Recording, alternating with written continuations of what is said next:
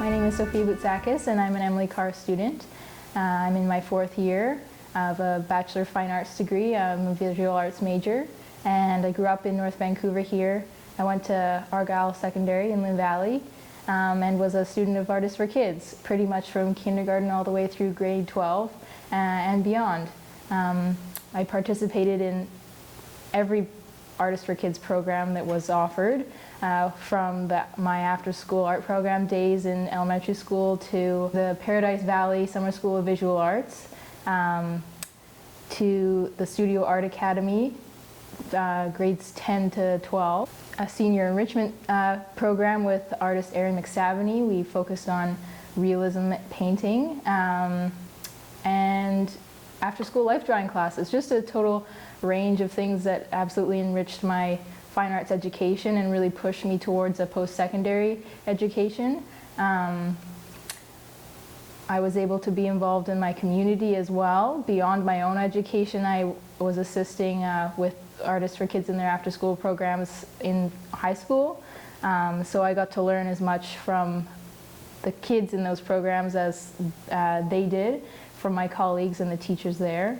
So this summer I am interning with Artists for Kids and the Smith Foundation for the 2nd year as a curatorial assistant, which has been a great opportunity for work during my university years, as well as remaining involved with the programs that helped me so much.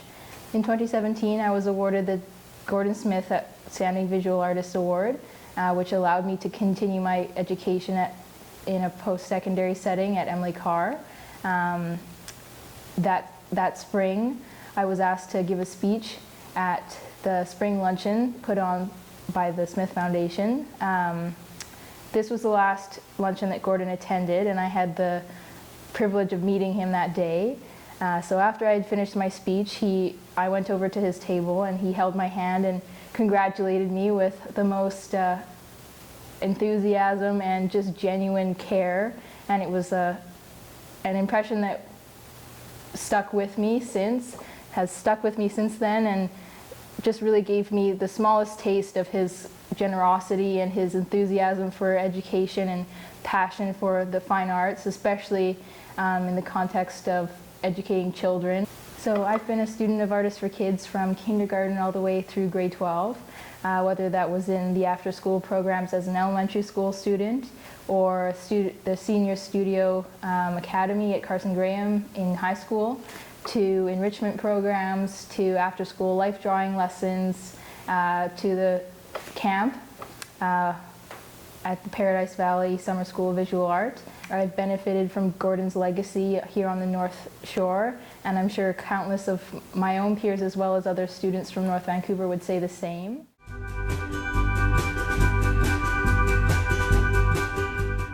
Hi, I'm Ian Wallace, an artist, member of the board of the Gordon Smith Foundation for Canadian art, and a longtime friend of Gordon's. And I just want to talk a bit about Gordon and interest you in the Gordon Smith Foundation and the Artists for Kids program. We're in here, we just set up here for a little discussion in the vault of the Artists for Kids collection here. And behind me is a 2006 painting by Gordon Smith called Tangled Beach. And it's just one of an incredible collection of contemporary works, including works by Gordon, but including works of major artists from across the country, and an incredible print collection that's available in editions for sale from the Artists for Kids program to help fund the program and for scholarships and the whole teaching and exhibition program that's tied in with the Gordon Smith Gallery of Canadian Art. And this program has been going for quite a number of years. I just want to say a few words about Gordon. And I've said it before, and it's something that I really stand behind as the importance of Gordon as an individual. But Gordon is one of these people, he's always very, very positive and supportive of artists and friends and people.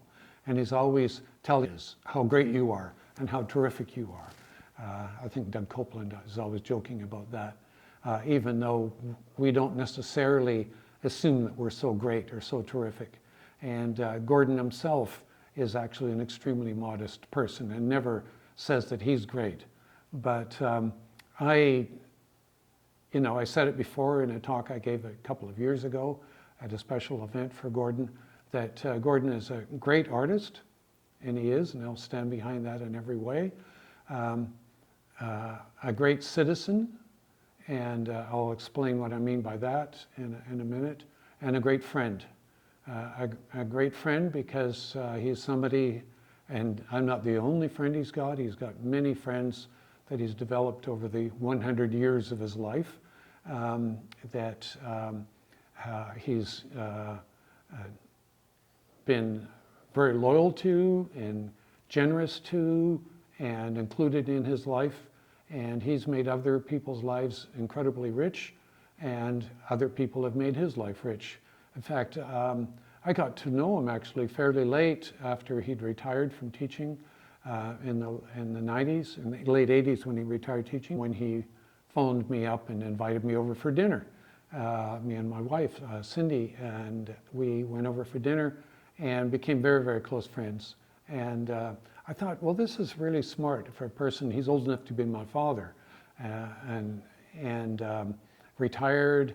And his wife Marion was still alive at the time. She had a stroke, so she couldn't participate in conversations, but I knew that she could follow the conversations, and she was very much a part of the scene at the time. We'd go over for Sunday dinners and such. But I thought it was very, very wise of Gordon to make friends with the younger generation at the time when he was older. And to me, it was just also a testament to his curiosity about life, his vitality, his interest in new things, in finding out what's going on and what people are doing, and very, very socially involved.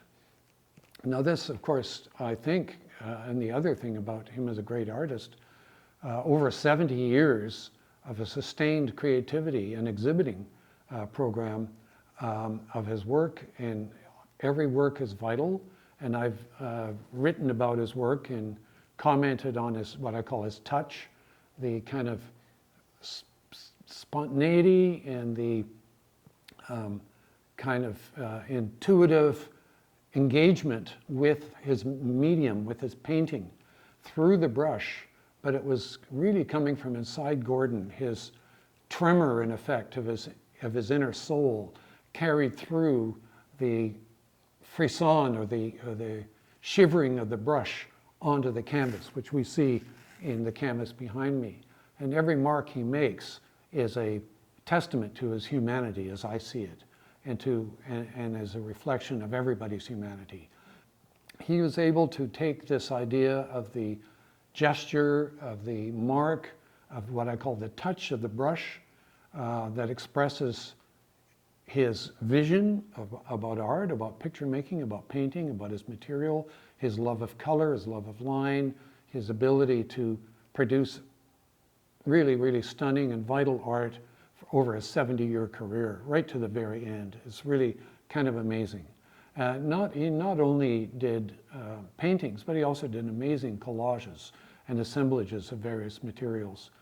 So he was always very open to a variety of techniques, and as a printmaker as well. His drawings, constantly drawing. A very special, you could, even in his writing, this tremor, almost like the tremor of a person that was really excited as he was writing, so excited that he couldn't keep his hands still. Because he didn't normally have a tremor necessarily, but it was really when he was drawing and painting and making marks that this kind of vibration, the vibes of Gordon's soul, starts coming through into the work. And you see it in every work. And that's the mark of what I call a great artist, that he made that mark mean something to so many other people of all generations and over a 70-year career. I described him as being a great citizen.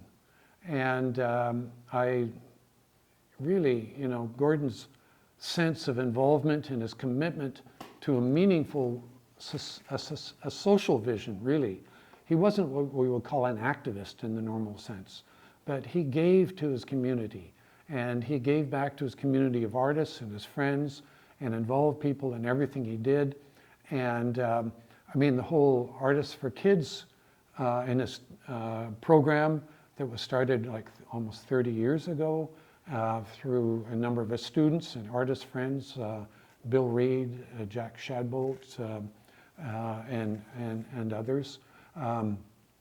And his support for this program, which was about making art meaningful to a whole really younger generation of students in schools. Now, Gordon had been teaching in schools from when he left the army in the end of the Second World War, from the very, very beginning.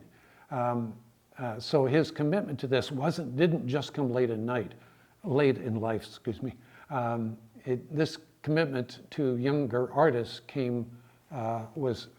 filled his life throughout his whole career, his whole teaching career, his whole career as an artist.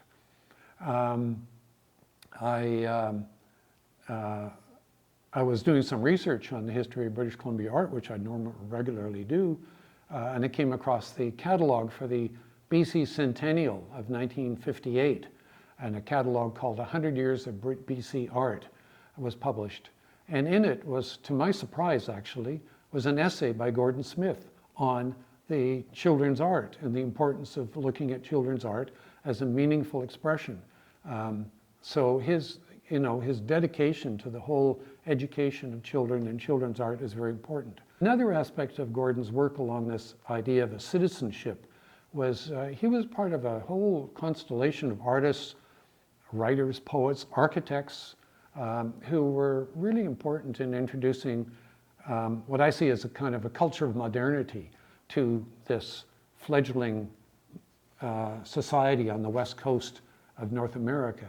A culture of modernity which involved free thinking, openness to multiracial cultures. And it was the architects and the artists such as Gordon who were exhibiting abstract painting, which was difficult for a lot of people to absorb in this provincial culture that we had at the time.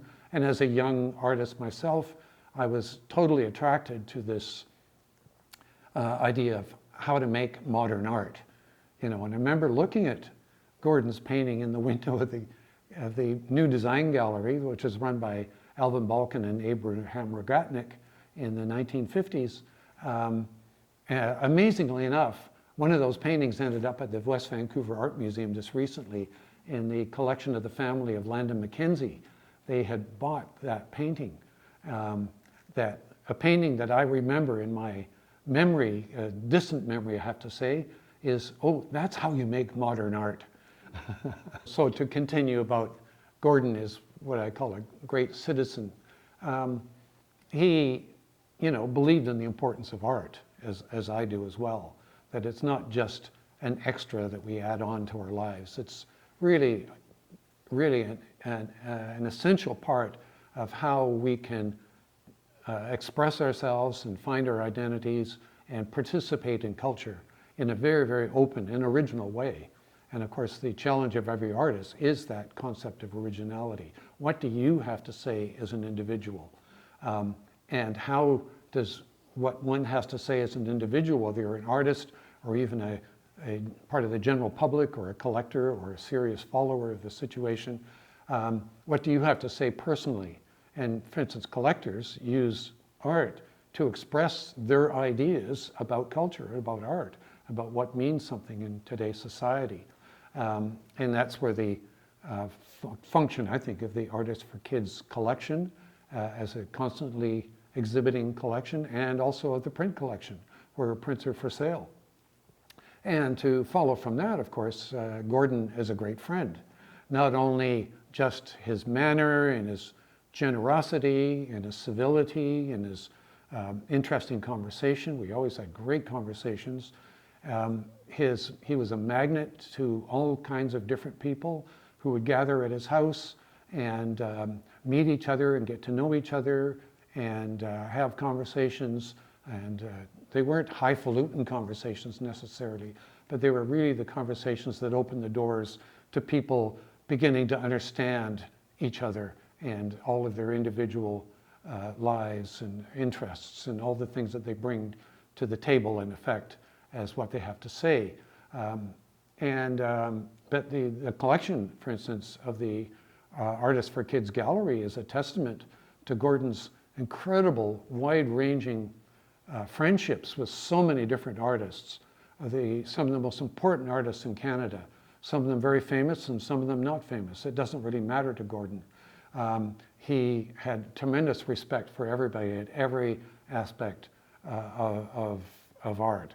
And the fact of the collection here, the fact that many of these works were donated and given to the collection by these artists in Gordon's memory, and the incredible love that everybody has for Gordon as an individual is a testament to his ability, to his humanity, to his ability to be a great friend, as I call it, And it's always been a tremendous privilege to have known him, and he is still with us every day. I've got a tremendous collection of wonderful cards and collages and drawings that he sent me over the years in our friendship, and it's so wonderful to go through those and think about Gordon and see the tremor of his hand in his shaky handwriting and remember Gordon sitting in front of me and us laughing, sharing a glass of scotch. So thank you very much for this opportunity to tell you about Gordon and my relationship to Gordon.